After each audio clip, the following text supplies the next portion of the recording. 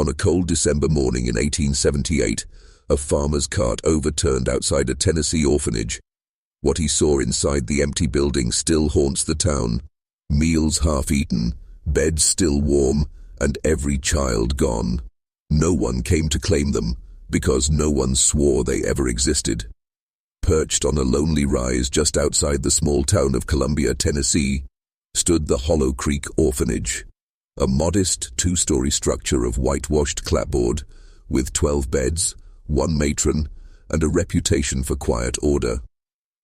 By the winter of 1878, it had been operating for almost a decade. The town kept its distance from the place, not out of cruelty, but out of habit. The children who came to Hollow Creek arrived without fanfare, dropped off by traveling preachers, strangers, and sometimes, so rumor had it, found alone on the road. No one knew precisely where they came from. The matron, a severe but respected widow named Esther Collins, rarely spoke of the children's pasts. "What matters," she would tell the shopkeepers when she came down for supplies, "is that they are fed, clothed, and taught their letters. The rest is in God's hands." For years this arrangement worked. The children were seen in the fields at play, walking to the small one-room schoolhouse under Matron Collins's stern watch, or singing hymns on Sunday mornings from the back pew of the town's Presbyterian church. But by late autumn of 1878, something began to change. The children grew quieter. Farmers passing by claimed they saw them standing in the yard long after dark, staring out toward the woods that bordered the orphanage property. One swore he heard them chanting, not scripture, but something low and tuneless, like the wind moaning through a hollow log. Esther Collins, too, seemed altered. She came to town less often, her face pale and drawn as though she had stopped sleeping. And then, on December 12th, a fireman named Thomas Gray crested the hill with a wagon load of winter coal and saw something that stopped him cold. The orphanage door was wide open. Inside, the fire had burned low, and every plate on the long dining table was still set, porridge cooling, milk untouched. The 12 small beds upstairs were rumpled, the pillows still warm to the touch, but not a single child was anywhere to be found, nor was Matron Collins. Thomas Gray ran back to town with the news, and by nightfall, the orphanage was filled with townsfolk, each of them whispering the same question under their breath. How do 12 children vanish without a sound? By sunrise the next morning, the entire town had gathered on the orphanage hill.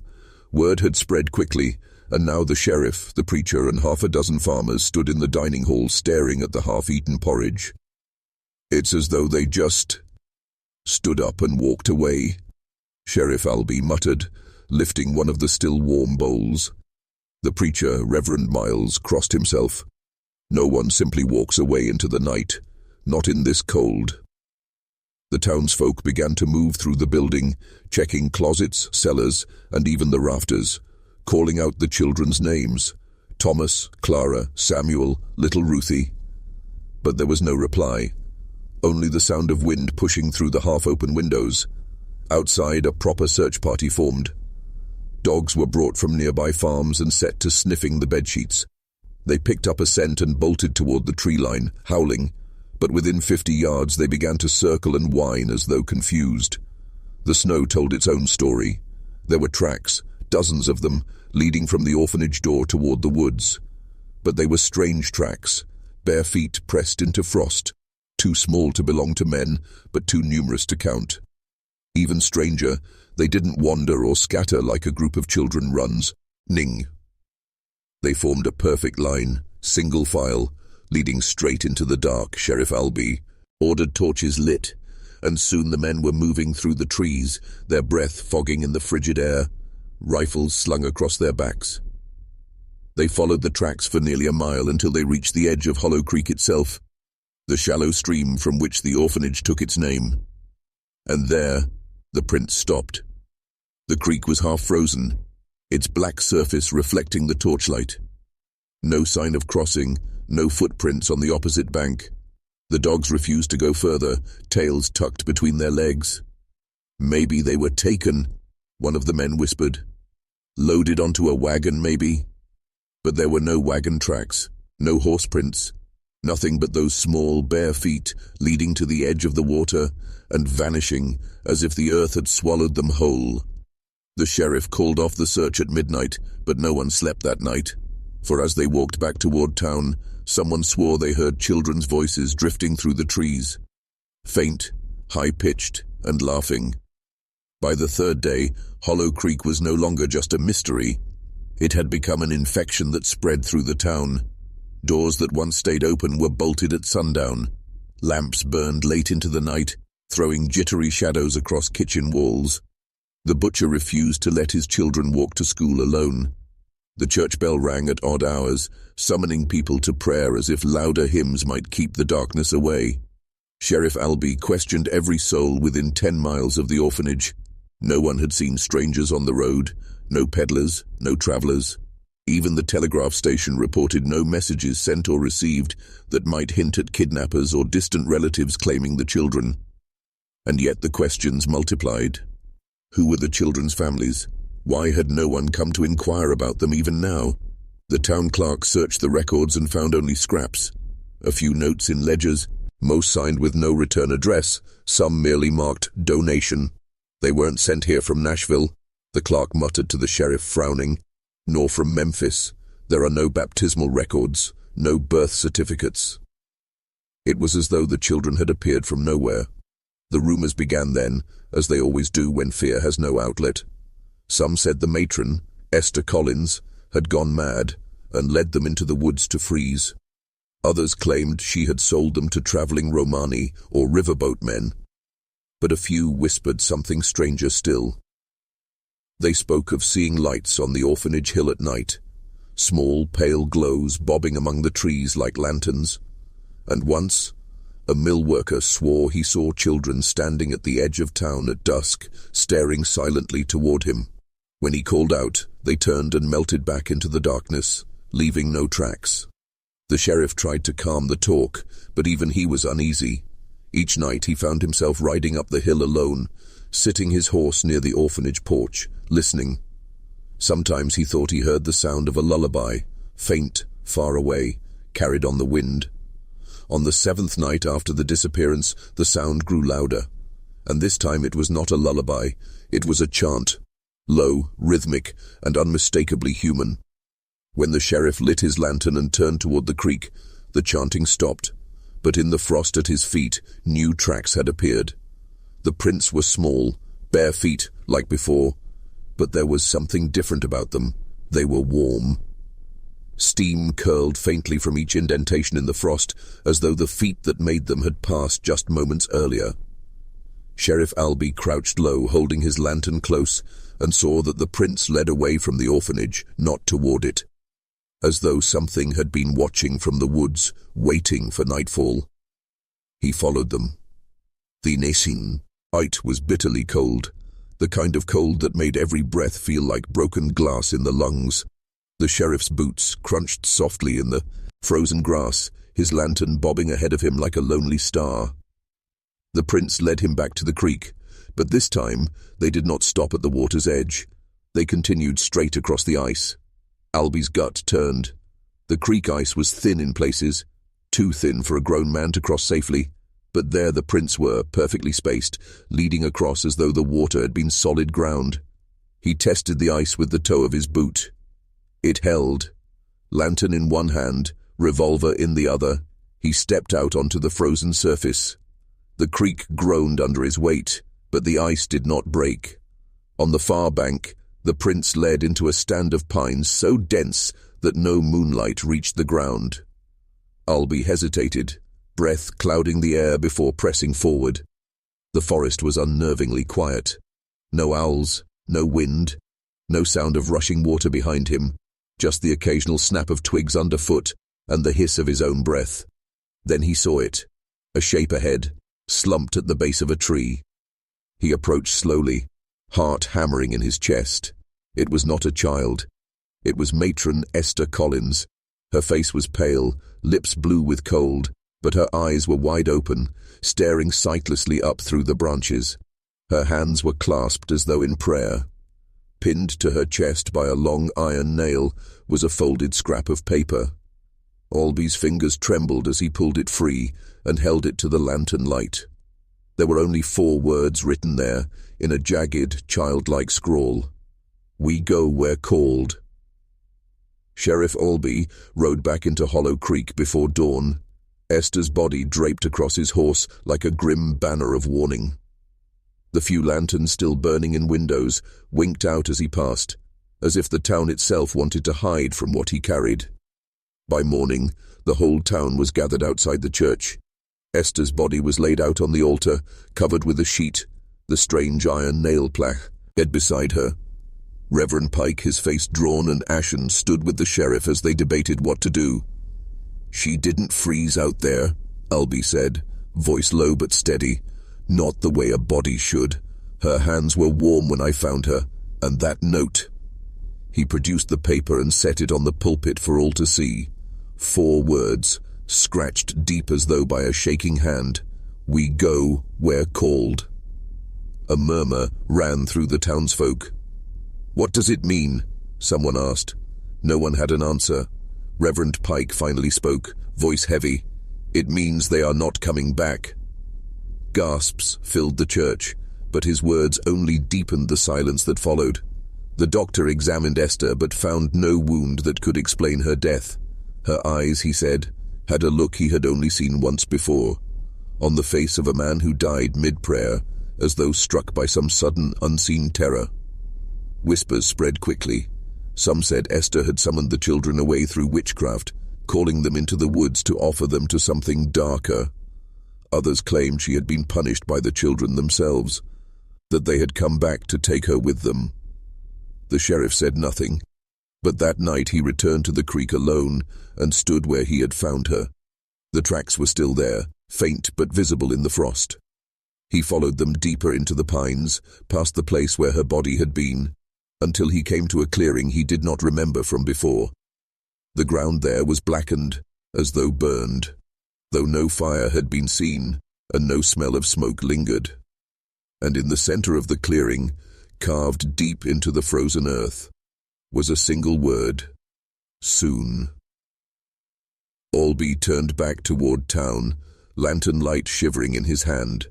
Whatever had taken the children was not finished. Sheriff Alby returned to the clearing at first light, determined to see it in daylight. The frost had melted in stray, orange patterns, leaving the earth damp and dark, the burnt patch more visible than ever. It was not a random scorch mark. The blackened soil formed a perfect circle, about 12 feet wide, its edges unnaturally sharp, as though fire had been laid down deliberately, in a way no ordinary flame could spread. The sheriff crouched, running his calloused fingers through the soil. It was warm, not from the morning sun, but from something beneath. He stood, heart hammering. This was not the work of animals or vagrants. This was something planned, ritual, deliberate. Alby rode back into town and roused the oldest resident, Thomas Abernathy, a man nearly 80 who had lived through the founding of Hollow Creek. Abernathy sat wrapped in a wool blanket, coughing, as the sheriff described the clearing. When Alby finished, Abernathy's lined face went pale. "You found the circle," the old man whispered. Alby frowned. "You know it?" Abernathy nodded slowly. "We were warned when this land was settled not to build near that hill. The Cherokee said it was a place where voices gather, a meeting place for those who are not living. They said it was cursed?" Alby pressed. "Not cursed." Abernathy's voice cracked. "Claimed." The sheriff felt the weight of the word sink into him like cold water. "Claimed by who?" he asked. The old man's answer was barely more than a breath. "By whoever calls." That night, Sheriff Alby returned to the clearing with 2 deputies. They carried shovels and lanterns, intent on disturbing the ground to see what was buried. The soil yielded easily despite the frost, but no bones, no artifacts, no sign of firewood appeared. Instead, at about a foot deep, they uncovered a layer of smooth, polished stones arranged in a spiral. Each stone was marked with faint scratches, not letters, not numbers, but symbols that seemed to twist the longer one looked at them. One deputy dropped his lantern, swearing. And then, without warning, the woods fell silent. Not a single wind stirred. The clearing seemed to breathe. And from somewhere deep below, a faint sound rose through the ground. A distant chorus of children's voices, humming in perfect unison. Albie stumbled back, his lantern swinging wildly. The voices stopped as suddenly as they began, but the spiral of stones now glistened wet, as if something beneath had just exhaled. Sheriff Albie's gloved hand hovered over the spiral. Something deep inside him urged him to leave it undisturbed, to fill the earth back in, ride away, and never speak of it again. But duty and desperation outweighed fear. He bent down, chose one of the smaller stones from the outer edge, and pried it loose. It was unnaturally smooth, its surface colder than the surrounding ground. The strange symbols were clearer now, jagged lines intersecting in a way that made his eyes ache if he stared too long. He wrapped the stone in his kerchief and tucked it into his coat pocket. "Cover the rest," he ordered his deputies. His voice sounded strange to his own ears. Hoarse, hollow. They shoveled the earth back into place, working quickly as if chased by the stillness itself. When they finally returned to their horses, the sheriff noticed something unsettling. The air felt heavier. The forest no longer smelled of pine and frost, but of damp soil, freshly turned, as though the clearing's breath now clung to them. The ride back to town was uneventful until they reached the bridge over Hollow Creek. The horses balked. Their ears pinned back, they refused to cross, snorting and stamping nervously. Then Albie heard it. A soft sound, faint but growing louder. It was the humming again, the same eerie unison of children's voices, drifting through the cold night air, but this time it was closer, much closer. Lantern light trembled on the water below as the sound swelled until it was almost deafening, a harmony that seemed to come from all directions at once. The sheriff's horse reared, nearly throwing him. He caught the reins, heart pounding, and spurred the animal forward across the bridge. When they reached the other side, the sound stopped, just like that. But something had followed them. Albie could feel it, not see it, not hear it, but feel it. A presence trailing behind them, matching their pace, never closer than a few steps, never farther. When they reached town, he dismounted, coat heavy with the stone's weight, and glanced back toward the road. The night was empty. And yet, for the first time since the disappearances began, Sheriff Albie wished he had not been alone. Sheriff Albie returned to the station house, lantern flickering, the spiral stone heavy against his chest. He sat at the worn oak desk, trying to make sense of the night, but the stone seemed to pulse faintly against his coat pocket, as though it had a heartbeat of its own. He pulled it out and held it under the lantern light. The symbols seemed to shift. Lines and curves rearranged subtly when he wasn't looking directly, and the longer he stared, the more the stone hummed. Faint at first, then insistent, a low vibration running through his fingers and up his arm. A whisper followed it. He jerked upright. No one was in the room. The station house was empty, but the whisper returned, growing slightly louder, a childlike voice repeating one word. Home. Albie dropped the stone onto the desk.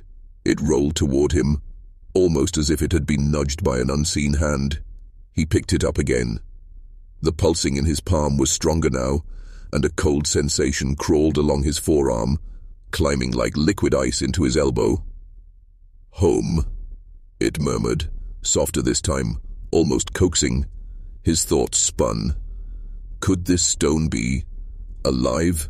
Some relic of the orphanage's secrets? Or worse, a conduit to whatever had taken the children? Suddenly the lantern flickered violently. Albie's hand tightened around the stone. A sound came from the corner of the room, the soft padding of bare feet across the floor. Albie's revolver was drawn in an instant, but he saw nothing. The footsteps stopped as abruptly as they began. Then, faintly, he heard it. Laughter. High-pitched, innocent, but wrong. The sound of children playing where no children existed. He slammed the stone into a drawer, hoping it would silence whatever had begun following him. But the moment the drawer closed, A small crack appeared along the wood, light seeping out, and a whisper. No, a chorus of voices seemed to pour from it. "Come." Albie staggered back, heart hammering. He realized the truth. The stone had not just marked the clearing, it had marked him. Whatever took the children had not finished.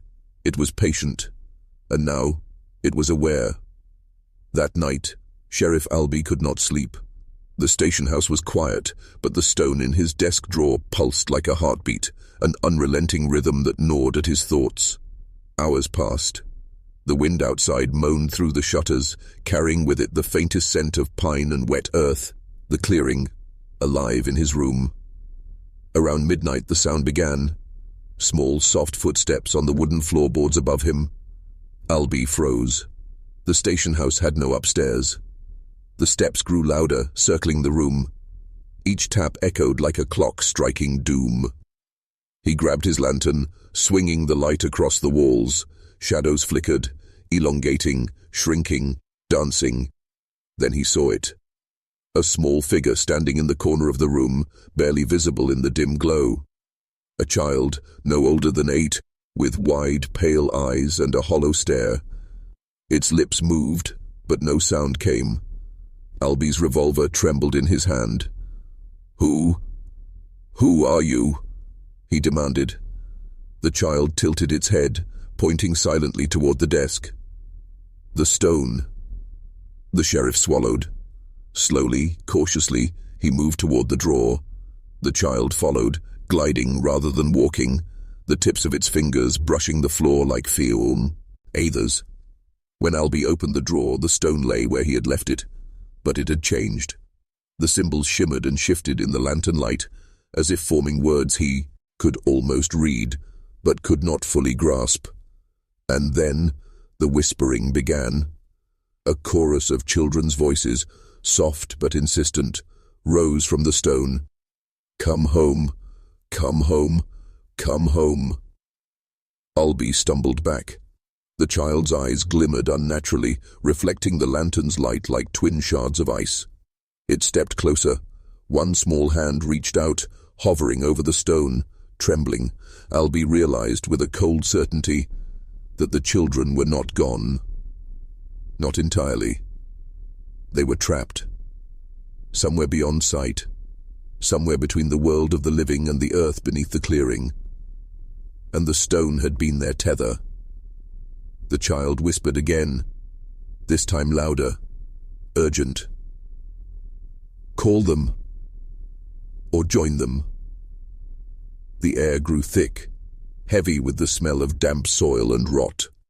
The lantern flickered violently. Albie dropped to one knee, heart hammering. He knew that keeping the stone was no longer an option. But even as he resolved to return it, he felt it tugging at him, a slow, insistent pull from beneath the earth, urging him toward the blackened clearing and the spiral of stones. And somewhere in the back of his mind, he heard the echo of dozens more children, whispering in unison, "Soon." The ride back to Hollow Creek was a silent one. Sheriff Albie sat stiff in the saddle, the stone wrapped tightly in a kerchief, its faint pulse against his chest like the warning of a living thing. The night air bit at his cheeks, carrying the earthy scent of the clearing he had left behind, now unmistakably calling him home. As he crested the hill, the orphanage came into view. Its windows were dark, but a thin column of fog seemed to hover over the ground, curling like smoke around unseen graves. Every instinct screamed at him to turn back, to bury the stone and never speak of Hollow Creek again. But the whispers that had begun in his station house followed him. Faint, urgent, unrelenting. He dismounted and approached the blackened clearing, the frost crunching underfoot. The spiral of stones was exposed in the moonlight, shimmering, symbols shifting just beyond comprehension. But the change was unmistakable. The circle was no longer empty. Small footprints lined the spiral, pressed firmly into the soil. They were dozens, maybe hundreds, each perfectly preserved in the frost and dirt. And leading away from the circle, into the woods beyond, were more footprints. Smaller than a child's, yet too deliberate to be anything but human. Alby's stomach churned. Something had returned to the clearing in his absence. He knelt by the spiral, setting the stone at its center. It pulsed violently, almost as if it were recognizing its place. He dared not touch it again, but instinctively he whispered the names of the missing children, the dozen faces that had haunted his nights. The ground trembled slightly, and the symbols on the stone glowed faintly. Then, from somewhere beneath the soil, a faint sound emerged, a chorus, low and sweet, rising and falling in perfect harmony. Alby felt the presence of the children, not corporeal, not entirely here, yet somehow watching, waiting, tethered to the spiral and the stone he had dared to carry away. A cold wind swept through the clearing, carrying a single word across the air, almost more felt than heard. Return. And then the whispers grew louder, voices layering atop one another, a haunting refrain. Come home. Come home. Come home. Alby staggered back. The forest around the clearing seemed to close in, branches reaching like fingers. He understood with crushing certainty that the children were bound to this place, waiting for someone to follow them, or perhaps to replace them. The sheriff's hand gripped the stone tighter, heart hammering. He had come seeking answers, but now he realized the answers would demand more than courage. They demanded a choice. Sheriff Alby stayed at the edge of the clearing, the stone trembling faintly in his palm. The night was impossibly still. Even the wind seemed to hold its breath. Then he heard it. A whisper, soft at first, carried on the frozen air. Samuel? He froze. That was one of the missing children. The whisper grew louder, joined by another. Clara. Alby's pulse quickened. It wasn't coming from the trees or the ground. It seemed to come from within him, reverberating in his chest and skull. A chill ran down his spine. The stone pulsed violently now, hot under his fingers. Each name called seemed to make it thrum faster, the symbols on its surface twisting in impossible directions. Ruthie, Thomas, Abigail. The whispers grew into a low chant, rhythmic, hypnotic, insistent. Alby stumbled backward, clutching the stone. The spiral of stones before him glowed faintly, a pattern now visible in the moonlight. 12 concentric circles, each corresponding to a child's name. A sudden realization struck him. The stone was alive, bound to the children, to the clearing, to something older than the town itself, and it had chosen him. Alby.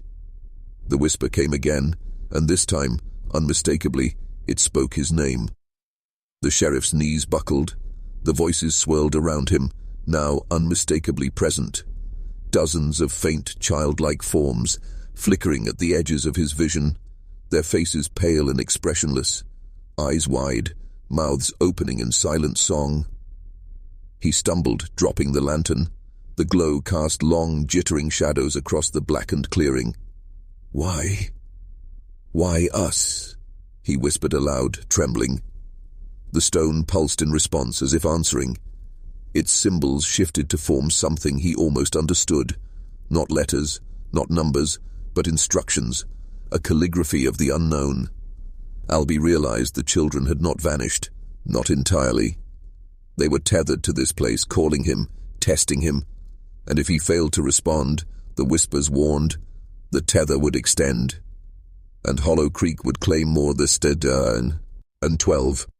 The wind picked up, carrying the faint, sweet smell of wet earth and pine. The voices sang, rising in a mournful cadence, layering over one another. Come, join us, come home. Alby's breath came in ragged gasps. He knew with a sinking certainty that the stone had marked him, and that he could no longer ignore the clearing's call. The whispers did not stop. They would not stop, until he answered. The next morning, Alby returned to town, the stone heavy in his coat, pulsing faintly, as if reminding him it had not finished speaking. He sought out the oldest residents, people who had lived through the orphanage's founding, hoping to uncover the truth behind the children's origins. Few were willing to speak. Fear had etched itself into the community, a quiet terror no one dared name aloud. Doors remained shut, shutters clanged against windows, and whispers trailed the sheriff wherever he went. Thomas Abernathy, the 80-year-old settler, was among the few who consented to speak further. "The children," he said, voice trembling, "were not from here. Not really. They came from nowhere. Families. Never knew of them, never sent them. They were left." Albee frowned. "Left by whom?" Abernathy shook his head. "No one claimed them. Not the preacher, not the town council, no one. The orphanage took them in because someone had to. That's all we ever said." "But why?" Albee pressed. Abernathy's gaze drifted to the hills beyond the town. "Because Hollow Creek sits on ground that doesn't belong entirely to the living. There are places, Sheriff, older than this town, older than the settlers, places that call to the lost, to the abandoned, and to the children." The sheriff felt the weight of the old man's words. Hollow Creek was built atop something older, something the town had long forgotten, but never fully escaped. Even the church records offered little. No parents had ever registered the children.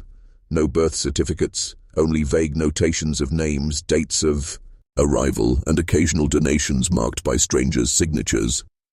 As Albee walked back through the streets, he noticed the subtle signs. Overgrown paths leading to nowhere, the orphanage's boarded-up wings, the sudden, inexplicable absence of those who had questioned too deeply. He began to understand. The town had willingly turned a blind eye. It had chosen convenience over curiosity, the ordinary over the unexplainable. And now, that choice had consequences. By nightfall, the whispers returned. Not in the streets, not outside, but inside Albee's own home. Faint voices pressed against the walls, calling names, circling the stone in his pocket, waiting. The sheriff realized that Hollow Creek's secrets were not buried. They were alive, restless, and hungry. And that the children, the orphans no one claimed, were only the beginning. A single chilling thought took root in Albee's mind. If the town had hidden the children once, could it survive what was coming next? Sheriff Albee could feel it before he saw it. A presence, something patient, lingering just beyond the edge of vision. It moved silently, slipping through the shadows of Hollow Creek like a living mist. The first night it became unmistakable, when he returned to the station house with the stone wrapped tightly in his coat. Lantern light flickered along the walls, casting dancing shadows that seemed too deliberate to be random. Albee froze as a faint whisper trailed across the floorboards. "Come." He spun, revolver raised, but the room was empty. Every window was shut, every door latched. The only sound was the hum of the lantern flame and the slow, steady pulse of the stone against his chest. Then, movement. A shape flickered in the corner, just at the periphery of the lantern's light. Something small, pale, silent, watching. Albee's heart pounded as he stepped forward. The shape receded, ipping behind furniture, reappearing a moment later. It did not make a sound, but the air around it shimmered. Heat rising from the floorboards, frost clinging to the window panes outside as though time itself bent around it. He realized with a cold clarity that this was one of the children, or what remained of them. Not fully alive, not fully gone. Something tethered them to the stone, to the clearing, to Hollow Creek itself. The presence followed him to his bedroom, then to the hallways, never closer than a few feet, yet always near enough that the hair on his arms stood on end. When Albee dared to speak, the whispers responded. "Albee, follow. Home." He tried to ignore it, to bury the stone deeper in the drawer. But when he returned in the morning, the stone had shifted, closer to the edge, symbols glowing faintly, and the whispering stronger, insistent. It became clear. The watcher was not simply observing. It was waiting, testing, guiding. The sheriff understood that the children, or what they had become, were tied to something far older, far darker than he could imagine. and that something now considered him part of its reckoning. He could no longer act as though Hollow Creek was safe. The town's secrets were awake, restless, and aware. Albie gripped the stone tighter, and the Watcher, unseen yet undeniable, seemed to lean closer, its presence wrapping the station house in a cold embrace, whispering a single chilling refrain, "Come, or remain, forever lost." The next day, Sheriff Albie returned to the town clerk's office, a cold dread settling over him. He needed answers, and the stone's constant pulsing reminded him that hesitation was no longer safe. Among the dust-covered ledgers, he found one that had been tucked behind decades of records, forgotten and neglected. Its leather cover was cracked, edges frayed, and inside, the pages were brittle with age, and the entries were unlike anything he had seen. Dates, names and notations that made no sense. Children appeared without. Parents. Orphans arrived from nowhere. One line dated 1853 simply read, 12 claimed by the earth. Keep silent. Albie's breath caught. 12. The same number as the missing children. Further entries detailed arrivals and departures, each child's name followed by an enigmatic mark resembling the symbols now etched on the spiral stone. Some entries were crossed out, others annotated with cryptic phrases, bound to the place. Do not interfere. Voices heard at night. Avoid the clearing. He realized with a chilling certainty that Hollow Creek's town elders had been complicit in a centuries-old practice. The children were never meant to have families. They were offered, willingly or not, to the land itself, a claim older than any house, older than the town. The ledger also referenced a series of natural markers, a blackened clearing, a spiral of stones, and specific alignments with the creek's flow and the hill's slope. The more Albie read, the more he understood that the land was alive with purpose, a deliberate conduit, and the orphans had been its chosen vessels. The sheriff's mind raced. Esther Collins had not vanished accidentally, nor had the children. The matron had been tied to the ledger's warnings, perhaps understanding the danger, but powerless to resist it. And the stone, the one he carried, was no mere artifact. It was a key, a pulse, a tether. As he traced the symbols with his fingers, the air in the clerk's office grew heavy. The temperature dropped, frost forming faintly on the window panes. A faint chorus rose in the distance, barely audible, yet unmistakably human. Children singing in perfect harmony, yet hollow. Albie closed the ledger, heart pounding. The town had buried the truth, but the land had not forgotten, and the children, the 12 lost souls, were waiting. For him. Night fell over Hollow Creek like a shroud. The town streets were empty, doors bolted, shutters rattling against the cold wind. Sheriff Albie stood at the edge of the clearing, the stone heavy in his coat, its pulse now steady and insistent, like a heartbeat calling him home. The forest beyond the clearing seemed alive. Shadows shifted unnaturally, branches creaking even in still air. Frost glimmered unnaturally under the moonlight, outlining shapes that weren't there before. Then he saw them, at first barely perceptible. Pale forms standing at the edge of the clearing, small and indistinct. The children, 12 of them, lined in a semicircle, motionless. Their eyes glimmered like cold lanterns, reflecting the moonlight, their faces expressionless, yet impossibly familiar. Albie swallowed hard. They were not entirely human anymore. Their bodies seemed to hover slightly above the ground, limbs unnaturally stiff, moving in perfect unison. The air around them thrummed, vibrating faintly with their presence. He tried to call out their names, but no sound emerged. Only the stone pulsed, responding to the recognition of their voices. One of the forms stepped forward. Samuel. His eyes, hollow yet piercing, fixed on Albie. He raised a hand, small and skeletal, and the whispering began, soft and insistent. Return us. Follow. Albie took a cautious step back. Fear surged through him, but the weight of duty, the memory of Esther Collins, and the cries of the lost children propelled him forward. The forms moved closer, silent, gliding over the frost-crusted earth. Their mouths opened slightly, chanting in a low, harmonious tone, a rhythm that made the very air vibrate. Albie realized the truth. The stone had not just connected him to the clearing, it had summoned them. It demanded an answer, and the children were its messengers, the first manifestation of something far older, far darker than the town could comprehend. The wind shifted, suddenly, carrying with it the scent of damp soil and decayed leaves. The clearing seemed to constrict around him. He held the stone aloft. The children paused, eyes fixed on it. A single thought crystallized in his mind. The spiral, the stone, the ledger, the blackened clearing. All of it was a test, and one misstep could mean joining them, tethered to Hollow Creek forever. The first tangible, chilling warning came when a cold gust lifted his coat. The children's faces tilted toward him in unison, and the chanting grew louder, pressing into his ears, demanding obedience. Albie knew he could not flee. Not tonight. Not while the children waited, and not while the stone pulsed with the promise of something inevitable.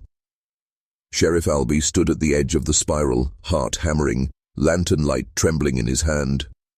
The 12 forms hovered in perfect alignment, their pale faces reflecting the moonlight.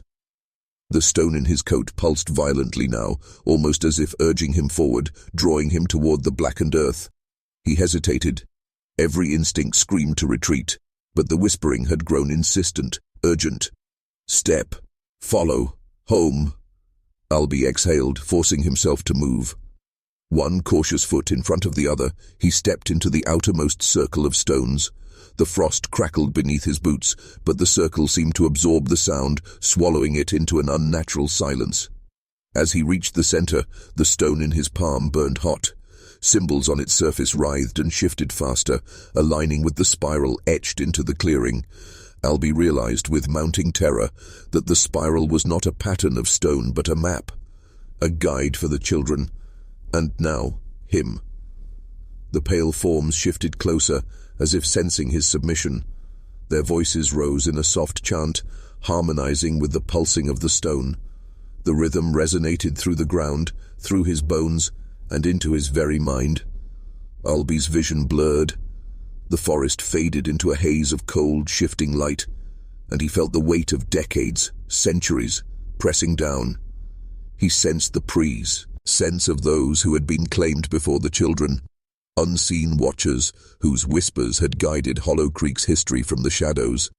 The stone grew heavier, its pulse synchronized with the chant. The spiral seemed to expand beneath him, concentric rings glowing faintly with an inner light. Every instinct told him to flee, yet the whispers promised knowledge, reunion, and understanding, if he could endure. He lifted the stone higher, and the chanting surged, the children now moving around him in a silent circle, guiding him deeper into the spiral's center. Each step he took aligned him further with the symbols beneath his feet, connecting him to the same ancient pattern that had bound the children. A cold breeze swept the clearing, carrying a single word, whispered simultaneously by every voice. Claimed. Albie's stomach lurched. The realization hit. He was now part of the spiral, tethered by the stone, bound by the clearing. The children's eyes bore into him, pleading, commanding, warning. And in that moment he understood the full weight of Hollow Creek's secret. The spiral demanded participation, compliance, and acknowledgement of a truth older than the town itself. Albie clenched the stone, steeling himself for what must come next. The first step into the spiral was not merely physical. It was an entry into a realm where the living and the lost intersected. And there was no turning back. The ground beneath Sheriff Albie's boots seemed to pulse with life. Every step he took within the spiral reverberated through the frost-crusted earth, sending tremors up his legs and into his chest. The stone in his hand throbbed like a heart, each beat syncing with the children's low, haunting chant. Then came the first sound from below. A faint echo, muffled yet unmistakable, rising from the very soil of the blackened clearing. At first, it was incoherent. A whispering of names, soft and desperate, as though the ground itself were speaking. Samuel, Clara, Ruthie. Albie froze, the stone burning hotter in his palm. He could feel the vibration beneath him, not through his ears, but through his bones. The earth beneath the spiral seemed alive, aware, responding to his presence. The whispers became clearer, forming sentences that pressed against his mind, chilling him to the core. We are here, beneath, waiting, forgotten, claimed. A gust of wind swept through the clearing, extinguishing his lantern for a moment. When the light returned, the children's forms had multiplied, not physically, but as faint, translucent silhouettes hovering just above the frost, circling him, converging with the spiral's center. The echoing whispers grew into a soft chorus, a harmony of voices both innocent and hollow. Albie understood, with rising dread, that the children had not merely disappeared. They had been absorbed into the land, tethered to the spiral, transformed into something between life and death. A sudden tremor rocked the spiral. Albie stumbled, gripping the stone tightly. The earth cracked faintly beneath him, revealing glimpses of darkness below, a void filled with the faint shimmering forms of more children, shadows of those who had been claimed before. The stone's pulse intensified, almost unbearable now, demanding attention, demanding action. Albie realized the echoes were a lure, a call to witness the true fate of those lost. Not dead, not alive, but trapped, eternally part of Hollow Creek's secret. A cold whisper brushed his ear, soft, intimate. Join us, or leave forever. He stumbled back to the edge of the spiral, gasping, heart hammering. The children's forms receded slightly, but the whispers continued, emanating from beneath the earth, carrying a weight that pressed into his chest and mind. Albie understood the truth he could not ignore. The spiral, the stone, and the blackened clearing were not just sites of ritual. They were prisons, sanctuaries, and conduits, holding the children in a liminal state, tethered to Hollow Creek for eternity, and now he too had been marked. Sheriff Albie stumbled from the spiral, the frost crunching beneath his boots, the stone's pulse relentless in his hand. It was no longer a mere object, it had become a living presence, whispering directly into his mind. Place me. Complete the spiral. Follow. The voice was neither male nor female, neither child nor adult. It was older, patient, insistent. Every syllable penetrated deeper than thought, embedding itself in the marrow of his bones. Albie's pulse raced, sweat icing along his hairline. He tried to resist, tried to rationalize the experience, but the stone's thrumming was hypnotic, a heartbeat faster than his own, commanding obedience. He understood. This was no longer about the children alone. The stone wanted him, demanded that he act, demanded that he step fully into the ancient purpose of the clearing. The air shifted, chilling to the bone. Shadows of the children swirled around him, not moving of their own accord, but drawn as though by the stone's will. Their eyes were wide, unblinking, unjudging, yet every gaze held a quiet insistence. He must obey. Albie's hands trembled as he lifted the stone, feeling the grooves of the symbols bite into his palm. The symbols pulsed in response, aligning with the spiral beneath his feet. Place me. Align me. Finish what was begun. He felt the weight of generations pressing upon him. Those who had come before, those who had vanished, those who had been consumed by Hollow Creek's land. Every orphan, every warning, every death converged in this moment. Albie hesitated. One step further, and he would be fully bound to the spiral, tethered as surely as the children had been. Yet the alternative, defiance, seemed impossible. The whispers grew louder, overlapping, insistent. Complete. Follow. Home. He stepped closer to the center, the stone quivering in his grasp. Frost lifted from the ground, as if the air itself recoiled at his movement. The children's forms encircled him now, pale, silent, urging him forward. A shiver ran through his spine. Every instinct screamed retreat, yet the stone's pull was irresistible, its command absolute. The clearing seemed to breathe, contracting and expanding in tandem with the pulse of the stone. Albie realized the chilling truth. The stone did not merely connect him to the children, it commanded, dictated, and reshaped reality around the spiral. Resistance was no longer an option. He pressed the stone to the frozen earth. The symbols glowed, the frost hissed, and the children's whispers swelled into a chorus. Albie knew, in that frozen moment, that Hollow Creek had claimed him as it had claimed so many before, and there was no turning back.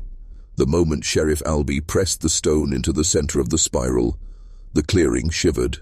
Frost rose from the ground in curling tendrils, weaving upward like smoke, shimmering with a cold blue light that was both beautiful and terrifying.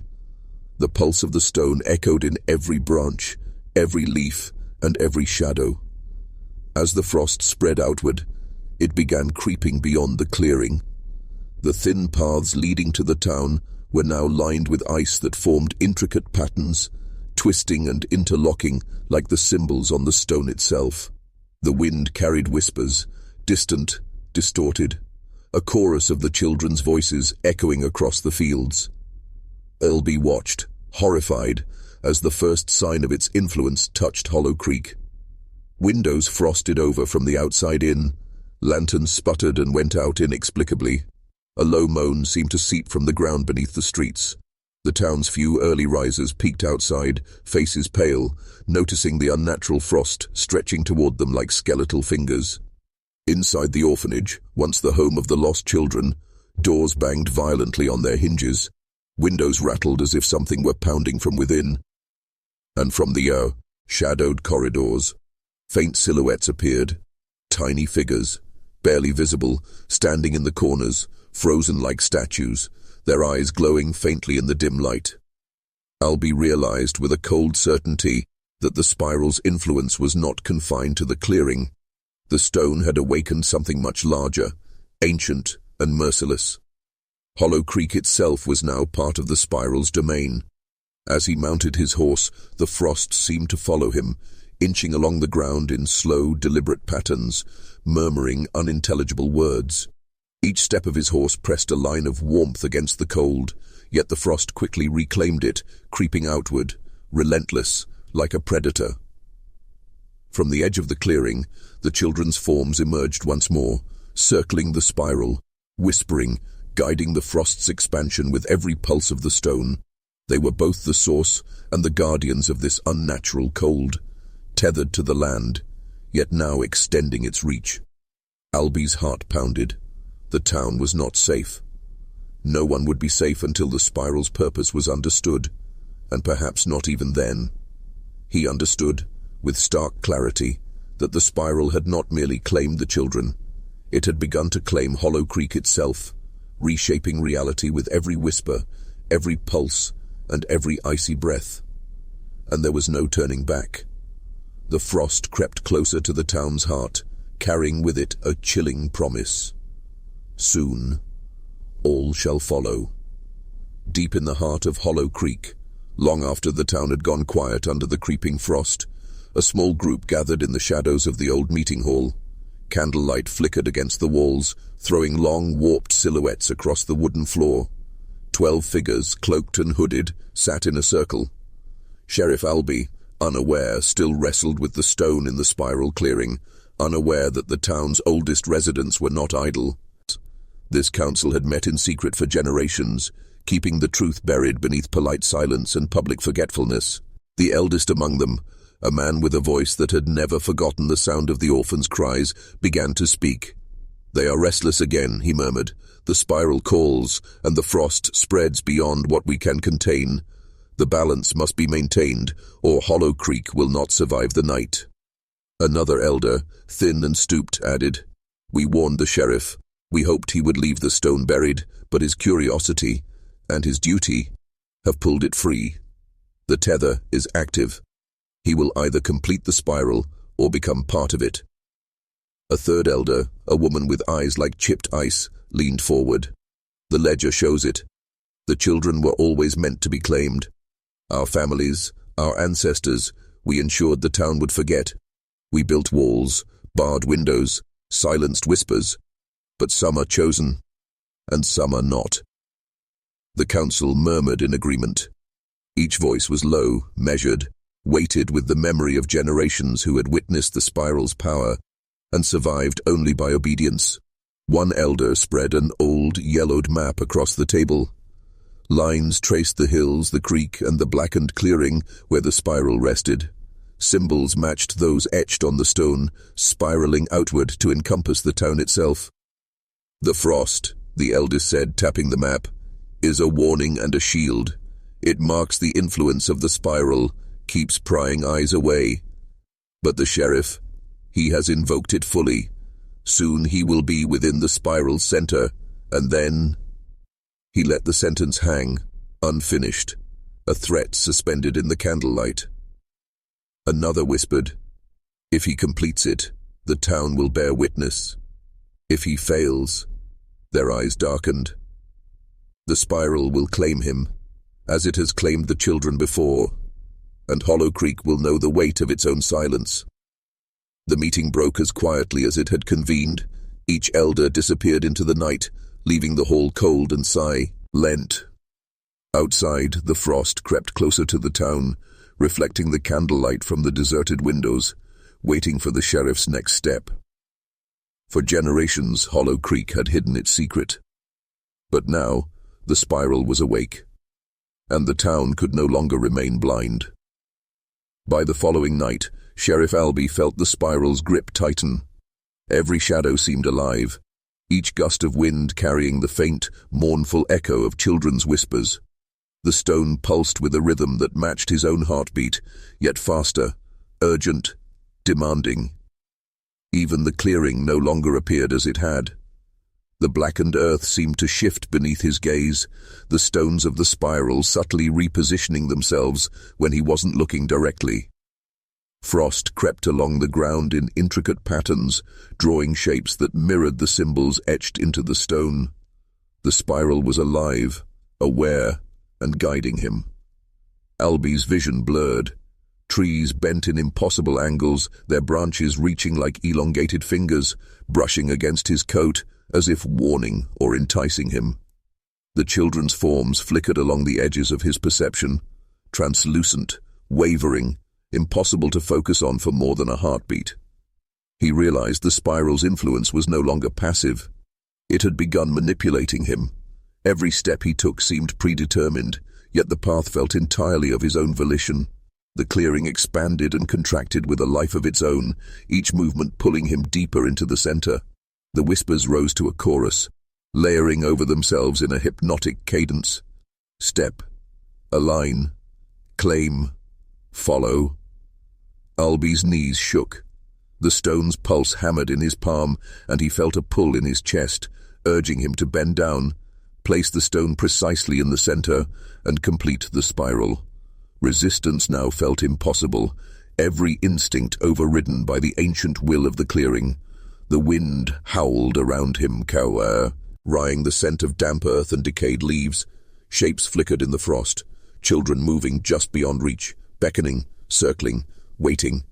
The clearing seemed to breathe, expanding outward and then contracting, as though testing him, measuring his resolve. Albee's thoughts raced. Every step, every breath, every heartbeat aligned with the rhythm of the spiral. It was no longer simply a pattern in the earth. It was a living architecture, a conduit between the children and whatever ancient power lay beneath Hollow Creek. He lifted the stone higher, and the frost around the spiral hissed, curling upward in delicate, unnatural arcs. A low, resonant hum vibrated through the soil, echoing in his chest. The children's whispers coalesced into a single chilling phrase, as if the clearing itself spoke through them. Complete it, or be claimed.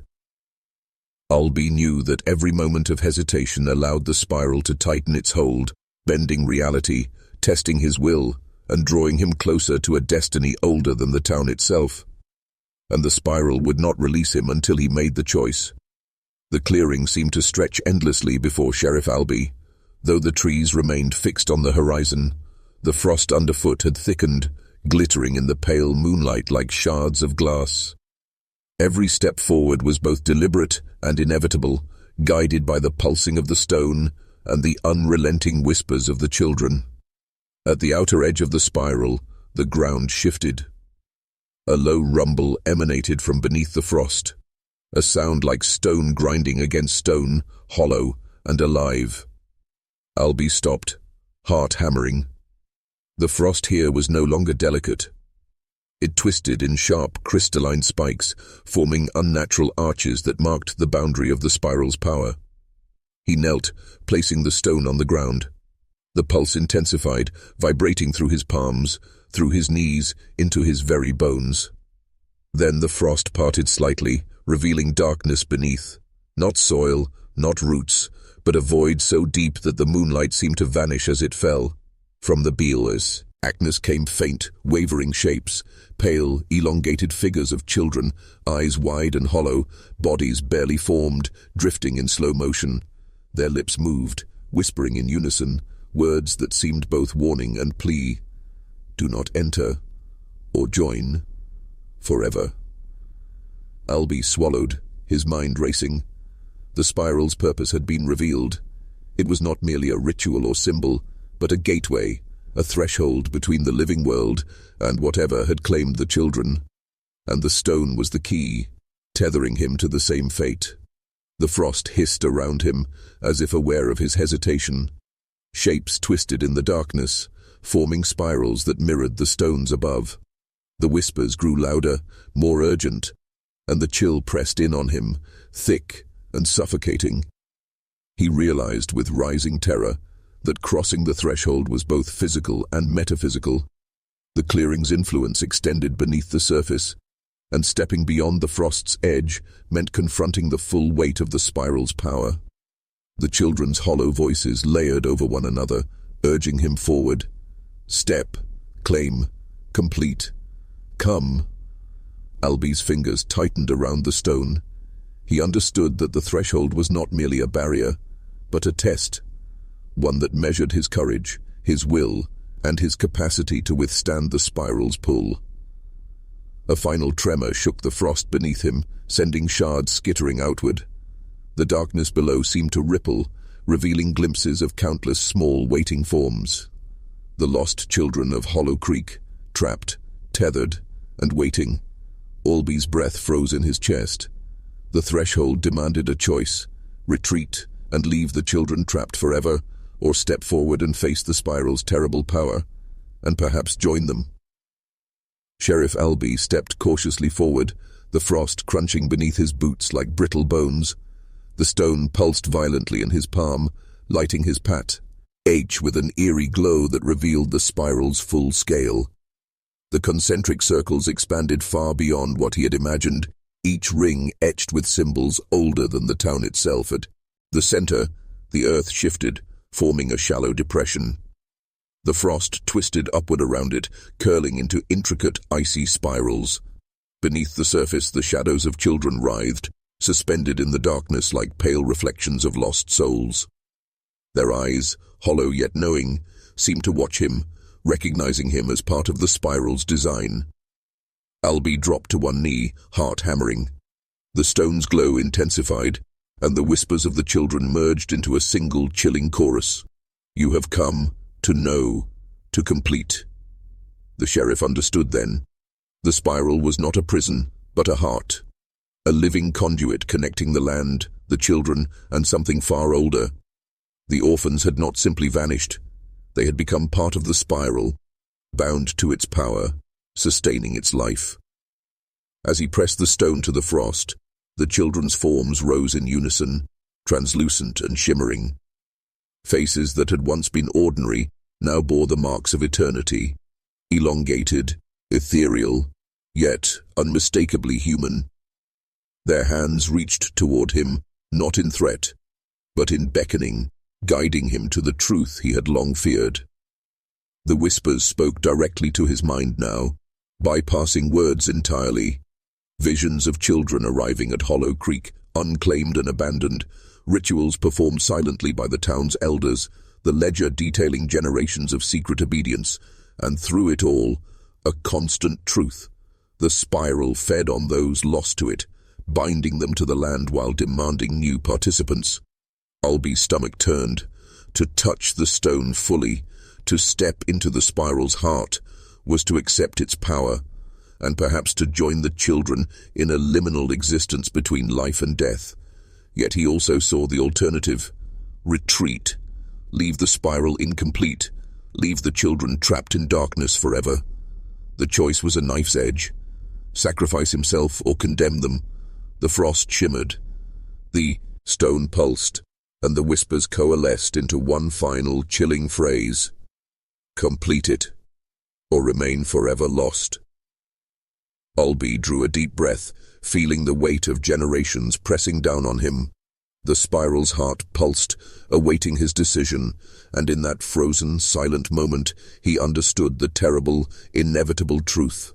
Whatever choice he made, Hollow Creek would never be the same again. Sheriff Alby's hands shook as he pressed the stone fully into the center of the spiral. The pulse in his palm became a roar, vibrating through the frost, through the soil, and into the very bones of Hollow Creek. The children's forms surged upward, drawn to the stone, faces pale, eyes wide, mouths moving in silent chanting. The clearing seemed to inhale, frost spiraling into towering arcs around him, trapping him in a dome of glimmering cold. The whispers had merged into a single commanding voice, threading through his thoughts, bending his perception. Complete the spiral. Bind the lost. Claim them. Alby's mind fought against it. Every fiber of his being screamed to resist, to flee, to abandon the clearing and the stone. Yet, in the pulsing light, he saw the children as they truly were. Not specters, not victims, but incomplete souls tethered to the land, their existence suspended in the spiral's rhythm. To leave them trapped would be cruelty. To submit, he realized, was to give them a chance at something. Redemption, release, perhaps not death, but a continuation. Tethered to the stone's power, but finally acknowledged. He knelt fully, pressing both hands against the icy frost, feeling the symbols carved into the stone burn into his skin. The spiral responded instantly. Frost surged outward, encircling the children, lifting them gently above the ground as if suspended by invisible threads. Their whispers became words he could understand. Thank you. Guide us. Free us. His stone's pulse became unbearable, and the ground beneath the spiral shifted. Shadows from below swirled upward, connecting with the children's forms, weaving them into a single luminous pattern.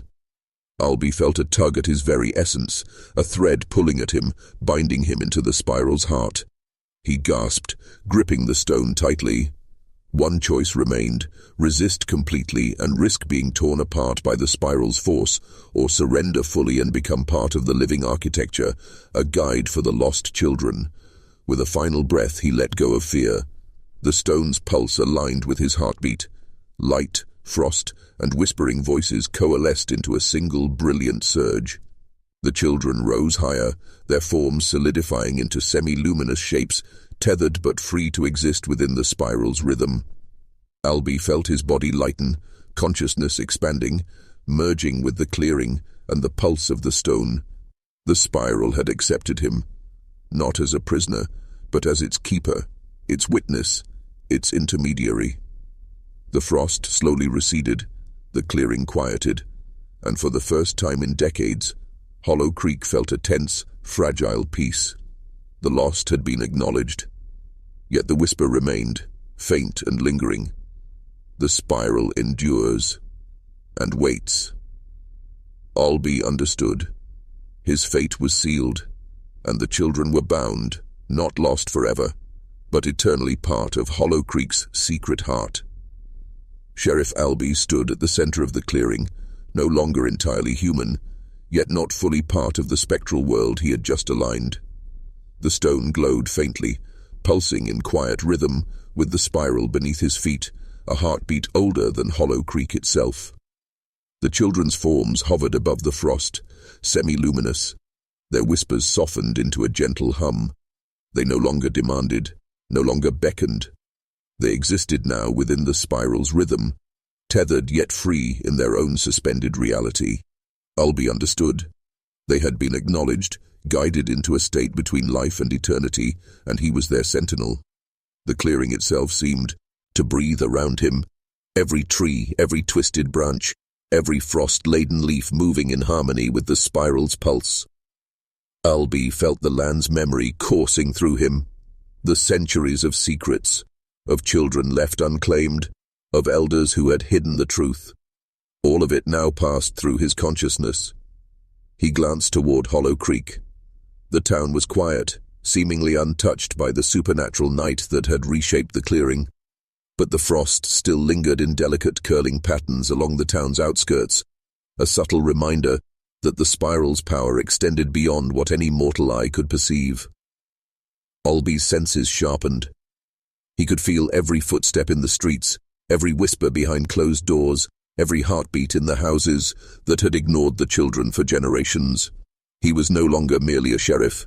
He had become the spiral's witness, the final guardian of a secret that must remain hidden yet acknowledged, a balance between life and the lost. The whispers of the children drifted around him, soft and harmonious. Guide. Protect. Never forget. Albie nodded, understanding the weight of the eternal task. Hollow Creek would endure, but only as long as he remained vigilant. The spiral waited, patient and unyielding, and now it had a keeper, a last watcher. Even as the moon sank low and the frost began to melt in the first touch of dawn, a faint hum persisted. The children's forms shimmered faintly before fading into the spiral, leaving Albie alone at the center. He felt neither fear nor sorrow, only the solemn knowledge of duty that would stretch into eternity. And the town, blissfully unaware, continued its quiet routines, blind to the truth beneath their feet. Albie took a deep breath of the cold, crisp air. Every whisper, every pulse, every frozen spiral beneath the earth reminded him of the lives once lost, now preserved. Hollow Creek's secret remained. And Sheriff Albie, the last watcher, would endure, bound forever to the spiral, waiting for the next lost souls who might wander too close to its heart. Would you have survived this? The wind seemed to ask, echoing the whispers of a town and its eternal guardians. The spiral waited,